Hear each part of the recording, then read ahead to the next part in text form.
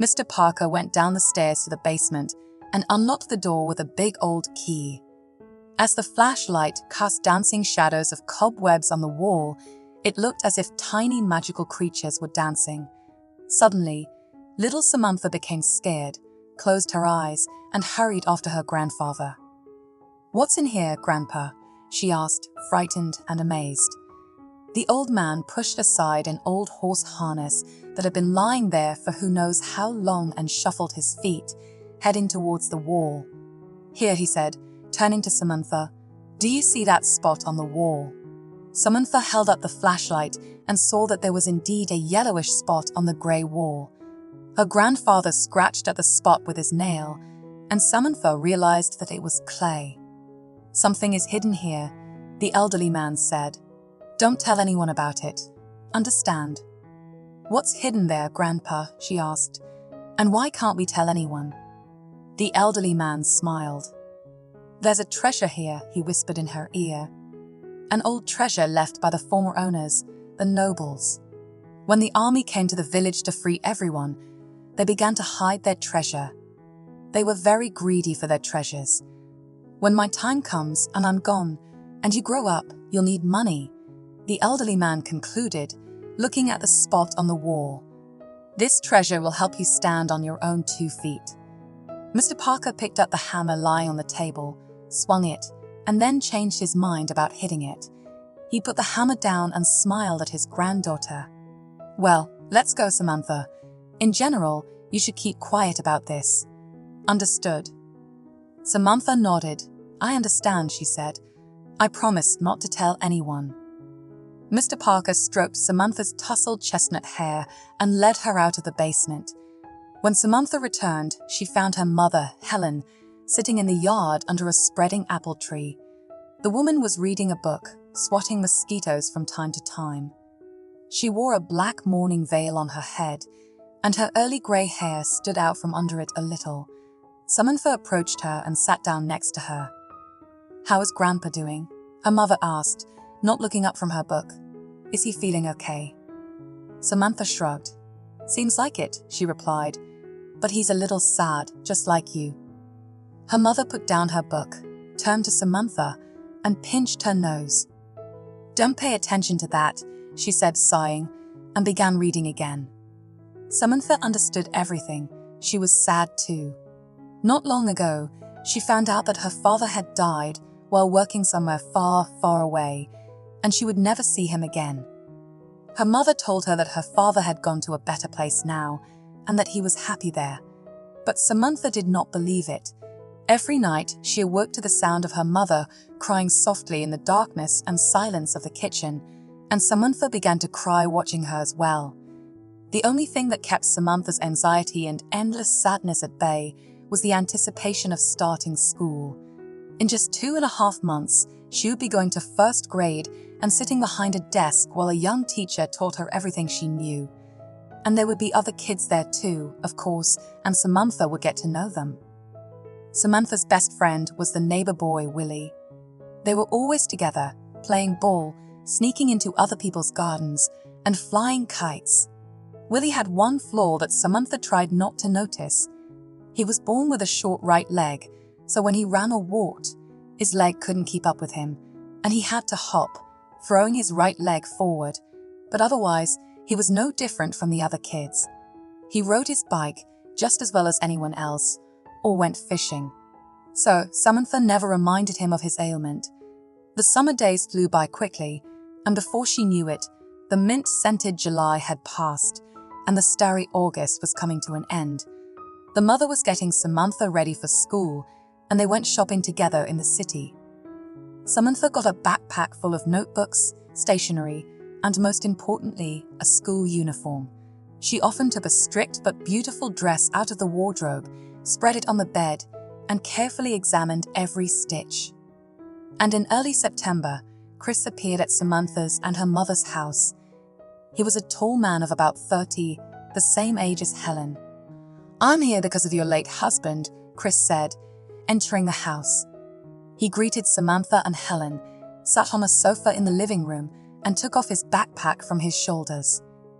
"Here are his things," he said, pulling out a paper bundle. "I thought it would be better if they got to you." He handed the bundle to Helen, and when she unwrapped it, Samantha saw her father's wristwatch, comb, phone, and wallet inside. Helen opened the wallet, and a yellowed photograph fell out. "That's me and my husband on vacation," Helen smiled sadly, nodding at the picture. "Ben loved taking me to resorts. He never spared any money for that." The woman looked at the image of her husband with teary eyes and put the card back in his wallet. "Thank you," she turned to her colleague. "Did you know him well?" Chris lowered his head and remained silent for a long time, examining the floor. "He died in front of my eyes," he said finally, not raising his eyes. "I saw him fall into the river." Helen waved to Samantha. "Go for a walk, sweetheart," she said. Samantha hesitated for a moment, then went out the door and pressed her ear to the lock. Ben was pushing logs into the river when he stumbled. Samantha heard Chris' quiet story. He slipped and fell into the water. And then Chris paused for a moment. And then all the logs flew down right on him. And I saw his eyes at that moment. Oh, what a terrible look he had then. The logs covered him, and I didn't see him anymore. The divers never found his body. Chris spoke again. Maybe the current took him away, or he got stuck in some pit at the bottom. He sighed abruptly, as if catching his breath after a long run.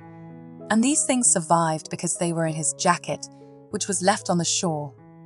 Samantha pressed her ear harder against the lock, hearing her mother's quiet sobbing. She felt so sad, so unbearably heavy, that she cried, sitting down on the floor by the door. Soon the school that Samantha had been waiting for finally began. Every day, she went to school wearing her brand new fancy uniform. For reasons Samantha did not understand, Chris never seemed to be in a rush to leave. Whenever Samantha returned home from school, she found him sitting with her mother in the kitchen, quietly talking and laughing about something. One day, while Samantha's mother and Chris were watching TV together, Samantha asked, "Mom, is Chris going to live with us now?" Chris looked at her, called her over, and sat her on his lap. "And what about you? Are you against it?" he asked, looking straight into Samantha's eyes. "Don't you like me?" Samantha didn't know what to say. She nervously played with the edges of her dress and searched for an answer in her head. "So, you'll be my dad?" she asked. After much deliberation, both Chris and her mother burst out laughing in response. Smart beyond her years, Chris told her mother. "Just like Ben," answered Helen. Time passed and Chris never left. Samantha came to accept that he would always be there with them. Before Christmas, Chris went away for a couple of days and came back with many things. Samantha was fascinated by the gun, traps, the head of a moose with huge antlers, and other hunting paraphernalia that he brought. "Oh, who's this?" exclaimed Samantha when Chris, coming home from the street, pulled out a small woolen ball from his pocket. The ball squeaked, jumped up on its tiny legs, and ran to Samantha. "This is Rex," Chris said, stroking the puppy. "I'll take him hunting." Rex squeaked, licked Samantha's finger, and became quiet. Samantha took him in her arms and rocked him like a baby. 4 months later, Rex had grown a little, but it turned out that he was not suitable for hunting at all. Rex was difficult to train.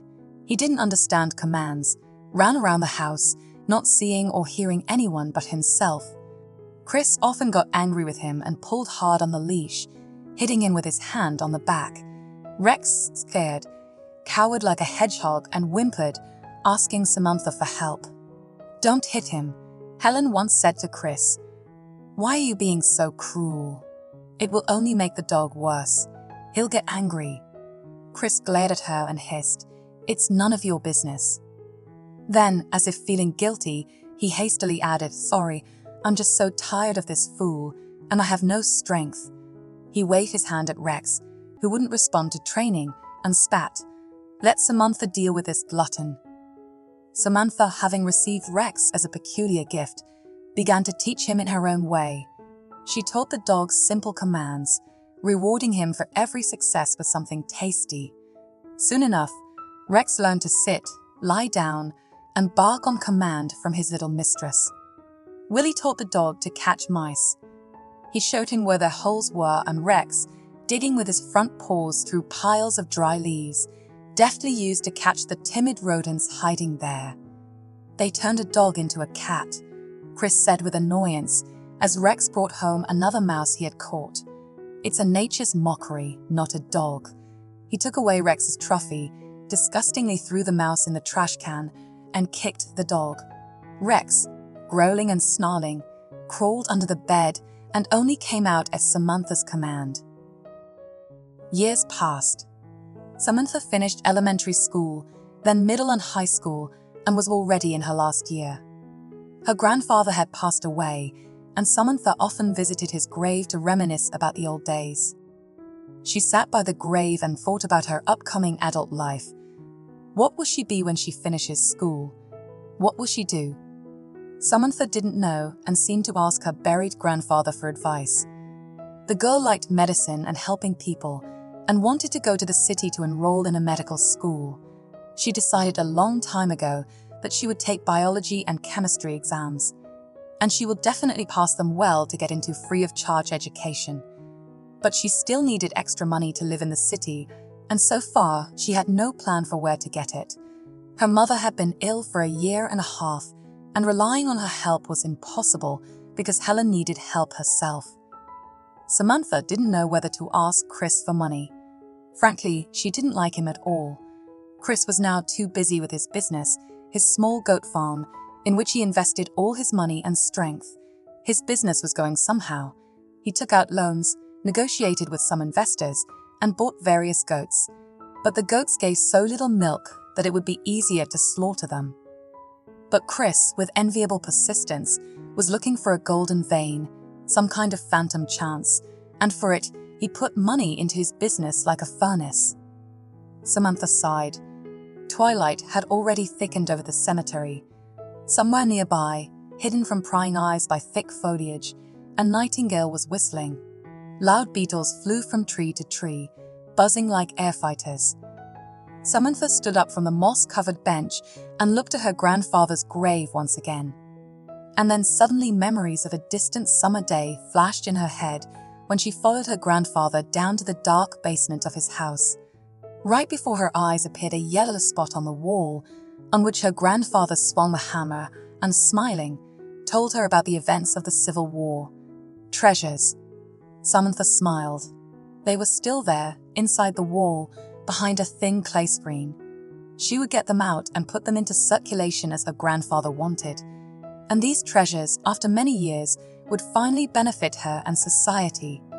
Samantha stood over her grandfather's grave a little longer, then slowly walked along the path leading to the cemetery gates, trying not to stumble over the graves in the darkness. Entering the house, the girl took off her shoes and called out to her mother. There was no sound from the darkness that filled the house. Samantha went towards the couch, behind which was the switch. When she approached closer, she saw that her mother was lying sprawled on the couch, and one of her hands was hanging down. Samantha lifted her mother's hand and suddenly recoiled. The hand was as cold as ice. Samantha felt for the chandelier switch, clicked it, and when the room was filled with yellow light, the girl collapsed to the floor with an inhuman moan. On Helen's pale face, her wide-open eyes sparkled with a glassy gaze, and a terrible thought struck Samantha's brain like lightning. Mom had died. She sat next to the cooling body, laid her head on Mom's chest, and cried. After Helen's funeral, Samantha closed herself off. She felt alone in the whole universe. Her mom, dad, and grandpa had all died, and Willie went to study in the city. Chris didn't care about her at all. Samantha was waiting for the end of this terrible morning spring to take her exams and go where Willie was now. She immersed herself in her studies, which were her only lifeline, to forget the reality that tormented her soul. One day, when Samantha was sitting at the table and preparing for exams, Chris asked, "Listen, is it true what they say that there is a treasure somewhere in the village?" The neighbor blurted it out today, and before that, I heard it from old Bernard at the store. Do you think it's a lie or not? It was like a shock to Samantha.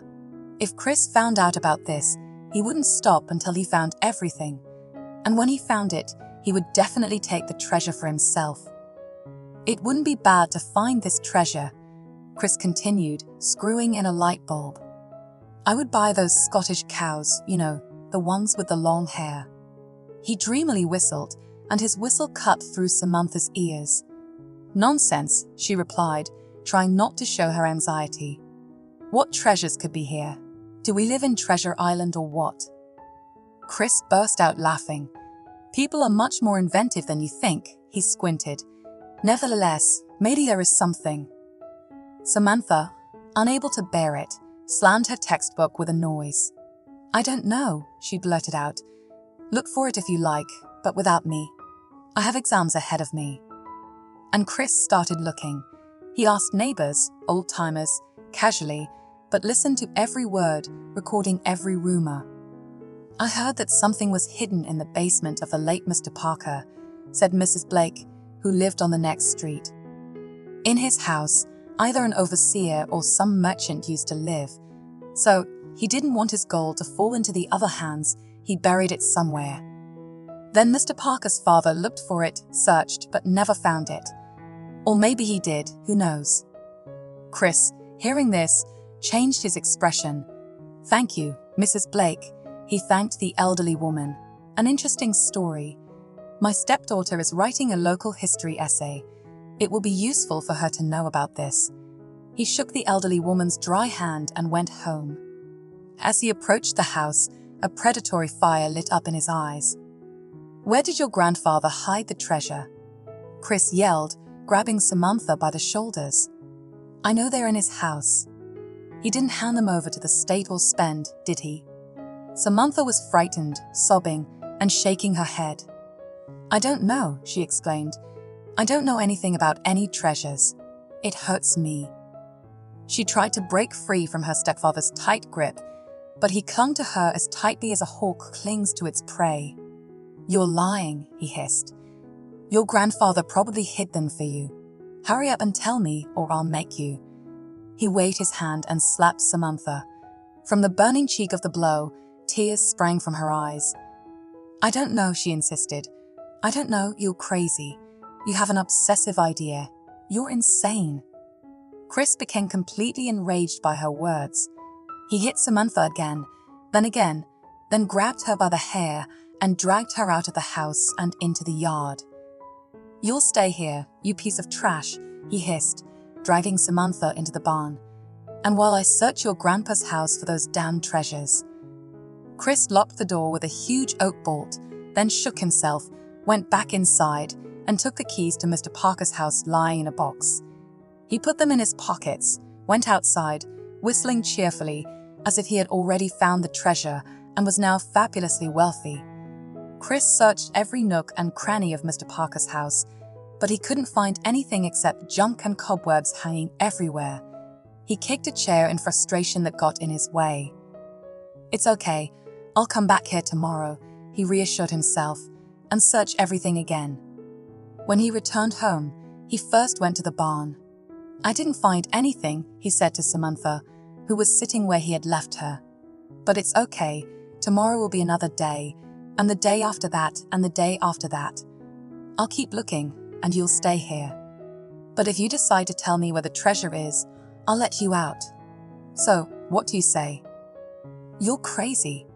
Samantha's voice came from inside. You're sick. Let me go. I'm scared. She began to cry, and Chris kicked the door as hard as he could. Scream all you want. No one will hear you, he said, and went home, leaving the barn door locked. Samantha sat in the darkness for an hour, 2, 3. She didn't know what time it was. She had no clock or phone. Sometimes she peeked through the cracks, but they were so small that it was impossible to see anything through them.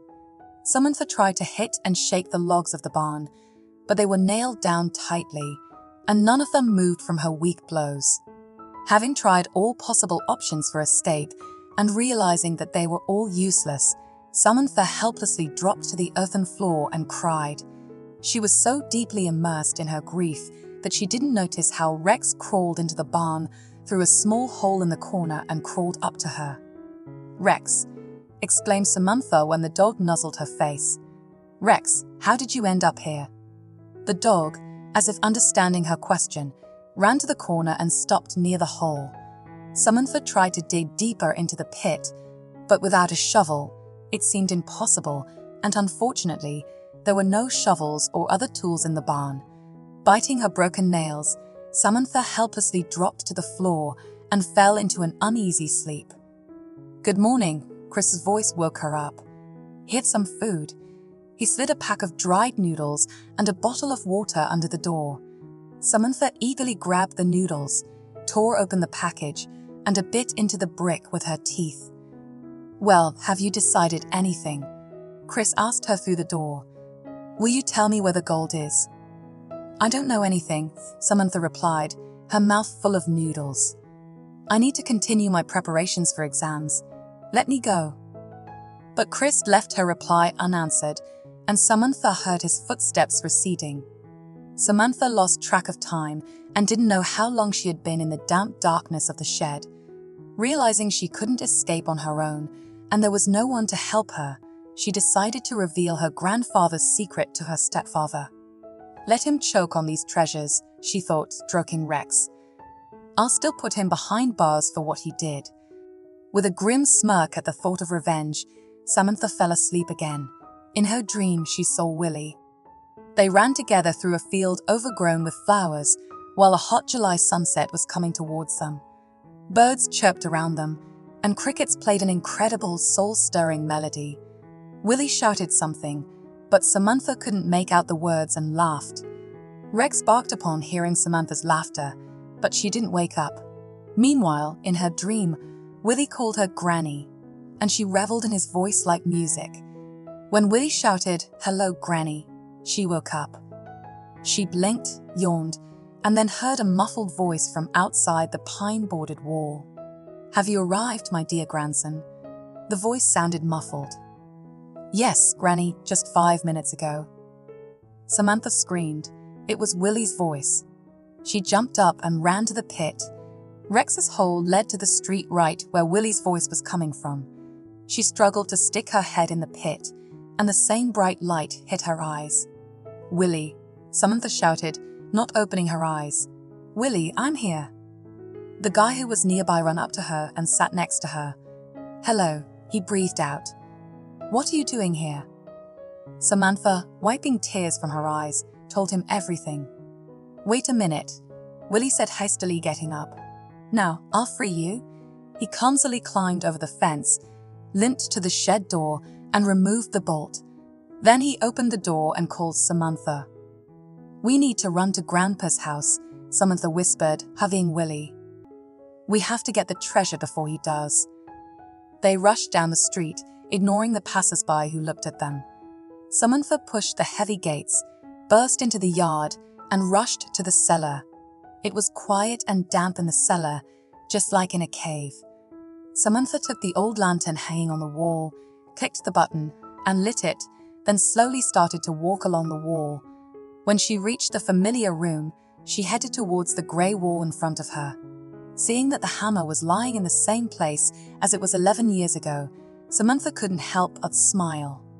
Grandpa hadn't been there since then. Samantha fixated her eyes on a yellowish spot on the wall and grabbed a hammer.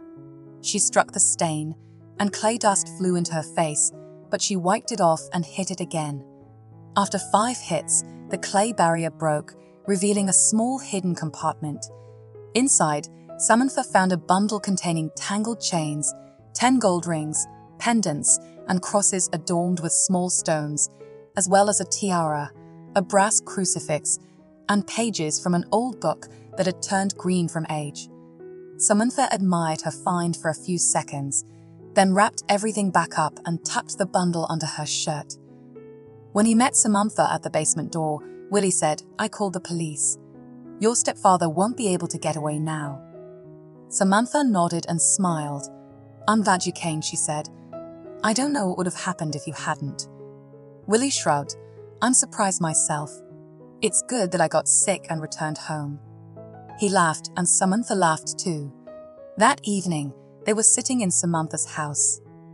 Her stepfather was being interrogated at the police station, and Willie asked Samantha, "What do you plan to do?"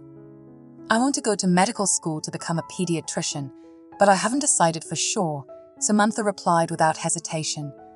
Willie wrinkled his nose. "It's hard there," he said. Samantha giggled. "It's okay. I'm a capable student," she said, finishing her tea.